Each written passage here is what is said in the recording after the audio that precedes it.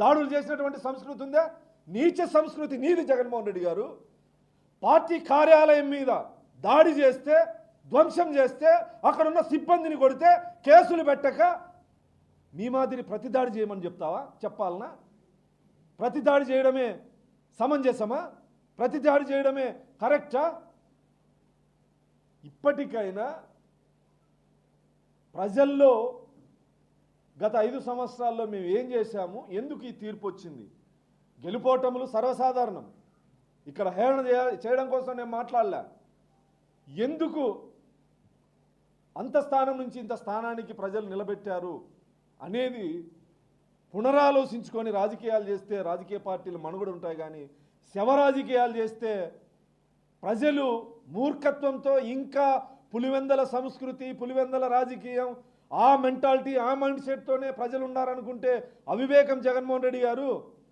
ఇంట్లో బాబాయిని చంపేసి ఇతరుల మీదకి నెట్టివేసినా నమ్ముతారనుకుంటే అవివేకం జగన్మోహన్ రెడ్డి గారు. ప్రజలు విఘ్నులు. మీ పరిపాలన చంద్రబాబు గారి పరిపాలనని పోల్చి చూస్తూ ఉన్నారు.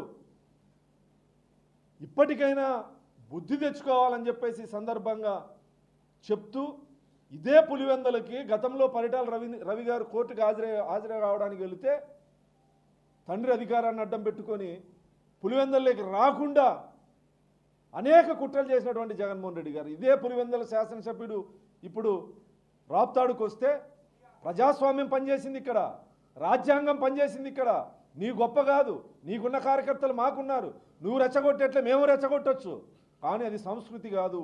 ప్రజాస్వామ్యాన్ని గౌరవించేటువంటి వ్యక్తి గౌరవ ముఖ్యమంత్రి చంద్రబాబు నాయుడు గారు. ఇప్పటికైనా జగన్మోహన్ రెడ్డి గారు బుద్ధి తెచ్చుకోవాలని చెప్పి ఈ సందర్భంగా విజ్ఞప్తి చేస్తాం.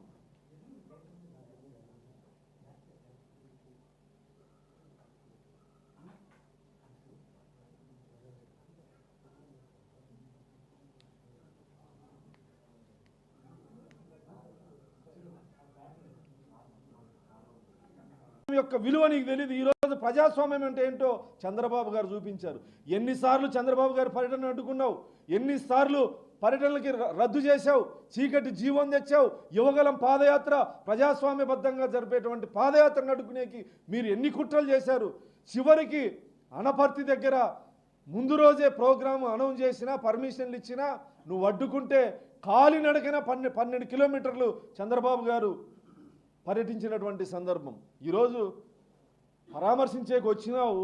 5 సంవత్సరాల్లో మీ తోపుదుర్తి ప్రకాష్ రెడ్డి యొక్క దుర్మార్గాలకు బలైపోయిన కుటుంబాల యొక్క జాబితాని ఇస్తాం, పరామర్శిస్తావా?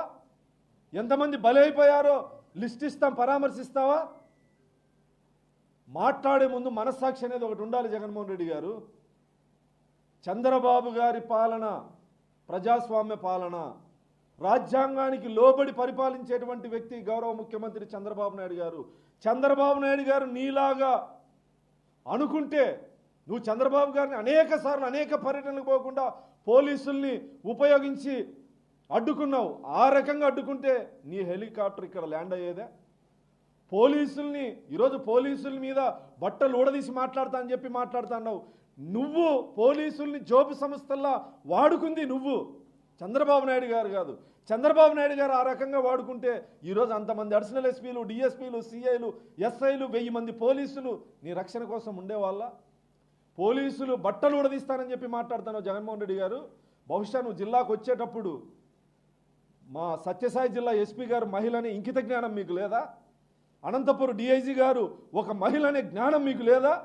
పోలీసుల్ని బట్టలు ఉడదీస్తానని చెప్పి మాట్లాడుతాను అంటే నీలా క్రిమినల్గా హత్యలు చేసినా, హత్యలు చేయించినా చట్టం తన పని తను చేసుకుపోయే నిజాయితీ పరులు ఉన్నటువంటి పోలీసుల్ని బట్టలు ఉడదీస్తానని చెప్పి మాట్లాడతావా? ఎవరిని బెదిరిస్తాన్నావు? ఎవరిని బెదిరిస్తావు జగన్మోహన్ రెడ్డి గారు? నీ బెదిరింపులకి బెదిరిపోయాక ఇక్కడ వైసీపీ కార్యకర్తలు కాదు, పోలీసుల్ని బట్టలు ఊడదీస్తానని చెప్పి పదే పదే మాట్లాడుతున్నావు. వాళ్ళు త్వరలో మీ బట్టలు ఊడదీసే రోజులు దగ్గరలో ఉన్నాయనే విషయాన్ని గుర్తుపెట్టుకోవాలి. ఇక్కడ రాష్ట్ర ప్రజలు గమనించాల్సింది వైఎస్ఆర్ కాంగ్రెస్ పార్టీ ఉనికి కోసం తప్ప ఇక్కడ పోరాటం చేయాల్సినటువంటి వైసీపీ పోరాటం చేయాల్సినటువంటి అవసరం కానీ ఆ పరిస్థితులు కానీ ఆంధ్రప్రదేశ్లో లేవు.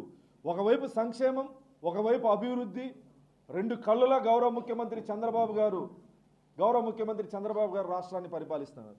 ఎంపీటీసీల విషయం జరిగినప్పుడు తోపుదుర్తి ప్రకాష్ రెడ్డి గారు మాట్లాడినటువంటి భాష లంజా కొడకల్లారా అని పోలీసుల్ని కారు దిగినప్పుడు పోలీసులు కేసు నమోదు చేయరా? చట్టాన్ని చేతుల్లోకి తీసుకొని వీధి రౌడీలా వ్యవహరిస్తూ ఉంటే చూస్తూ ఊరుకుంటారా పోలీసులు? ఈరోజు జగన్మోహన్ రెడ్డి గారికి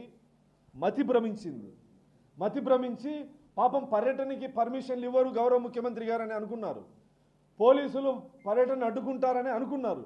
పర్మిషన్లు ఇచ్చి 1000 మంది పోలీసులతో భద్రతా వలయంలో జగన్మోహన్ రెడ్డి గారిని తీసుకుంటే తాడేపల్లిలో అప్పిరెడ్డి అనేటువంటి ఒక rowdy sheeter MLC rowdy sheeter పోలీసులు భద్రత లోపం. మాట్లాడే ముందు కనీస సమాచారం తీసుకొని మాట్లాడాలి. బురదేస్తాం వాళ్ళకి అడుక్కుంటారని అనుకుంటే ఇక్కడ చూస్తూ ఊరుకునే వాళ్ళు ఎవరు లేరు. అప్పిరెడ్డి నీ రౌడీ రాజకీయాలు గుంటూరులో చేసుకో, ఇక్కడి వరకు మాట్లాడితే ఖచ్చితంగా తోలు తీస్తాం.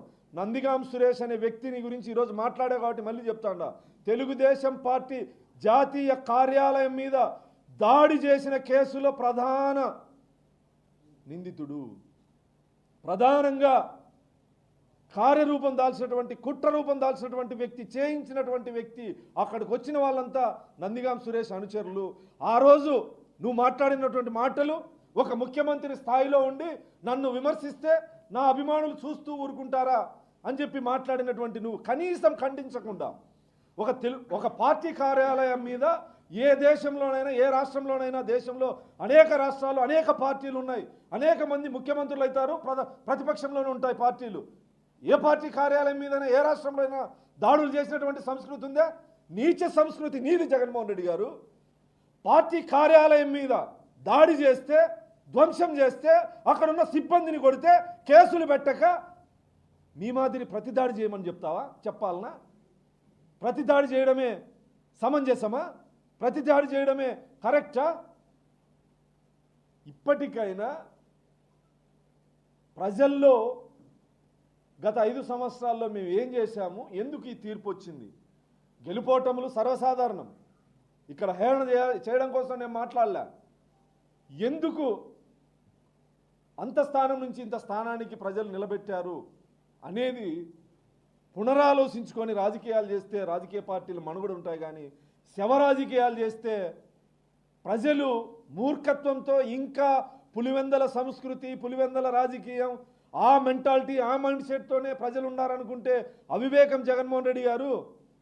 ఇంట్లో బాబాయిని చంపేసి ఇతరుల మీదకి నెట్టివేసినా నమ్ముతారనుకుంటే అవివేకం జగన్మోహన్ రెడ్డి గారు. ప్రజలు విఘ్నులు. మీ పరిపాలన చంద్రబాబు గారి పరిపాలనని పోల్చి చూస్తూ ఉన్నారు.